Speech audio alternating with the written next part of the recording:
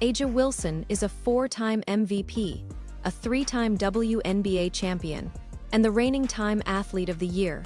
Last December, she said something about Caitlin Clark that the internet completely lost its mind over. And today I want to talk about why.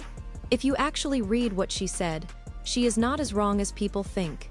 But I also want to show you the part that nobody in this debate wants to acknowledge, because both sides are missing something important.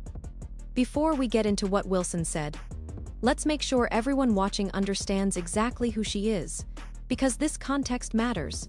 A'ja Wilson arrived in the WNBA in 2018 as the #1 overall pick.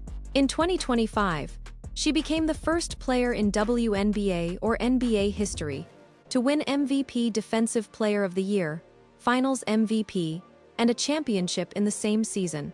She scored 1,021 points in a single regular season, the all-time record in WNBA history. When Caitlin Clark was making headlines in 2024, Wilson was quietly putting together one of the greatest individual seasons in professional basketball history, and the media barely noticed because Clark was the story. So here is what Wilson actually said. This was her Time Athlete of the Year interview, published the 9th of December, 2025. "It wasn't a hit at me, because I am going to do me regardless. I am going to win this MVP. I'll win a gold medal. Y'all can't shake my resume. It was more so, let's not lose the recipe. Let's not lose the history. It was erased for a minute, and I don't like that. Because we have tons of women that have been through the grimmiest of grimy things to get the league where it is today." A'ja Wilson, Time Magazine, the 9th of December, 2025. Now before you hit the comments, read that again. She is not saying Clark does not belong. She is not saying Clark's numbers are fake. She said history was erased. Those are two very different arguments. Here is what Wilson is actually pointing at, and it is something almost nobody covered properly. In 2024, the narrative in major media was essentially, Caitlin Clark arrived, and the WNBA was saved. That is not what happened.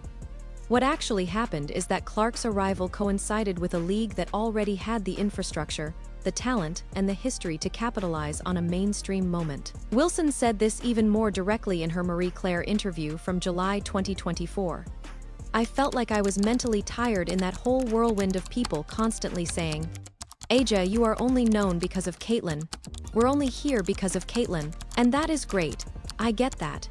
But while you are here, I am not going to let you discredit me or the work that I've done, or my teammates, or the people who came before have done. That is not jealousy. That is a person with a legitimate resume saying, 'Do not rewrite what happened.' And honestly, she has a point. ESPN's regular season and postseason ratings rose 5 to 6% per GMA in 2025, the year Clark barely played. The league kept growing without her. That fact alone should change how we frame this conversation. Now, here is where Wilson's argument has a weakness, and I want to be honest about it. Clark herself has never once claimed to have saved the league. In fact, she said the opposite. In her own Time interview from 2024, she said, "A lot of those players in the league that have been really good have been black players. This league has kind of been built on them. The more we can appreciate that, highlight that, talk about that, I think it is very important. I have to continue to try to change that. The more we can elevate black women, that is going to be a beautiful thing." Wilson even acknowledged Clark for saying it. She told Time in February 2025 that Clark's comments were powerful, and she defended Clark for getting backlash over them. So here is the reality. Wilson is not fighting Clark.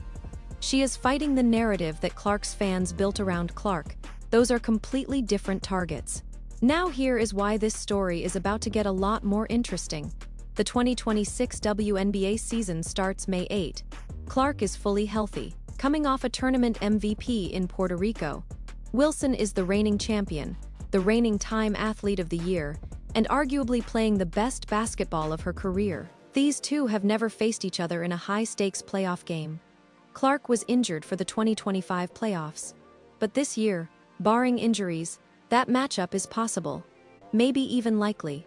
When it happens, this entire debate gets settled on the floor, and courtside verdict will be here every single day covering it. So here is your question for today. and I want you to actually think about it before you answer. Was Aja Wilson wrong?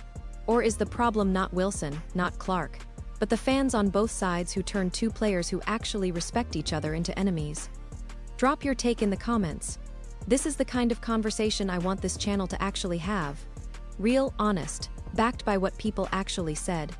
If you are new here, subscribe now. Tomorrow we are going inside the Team USA FIBA tournament story that has not been properly told yet. You do not want to miss it.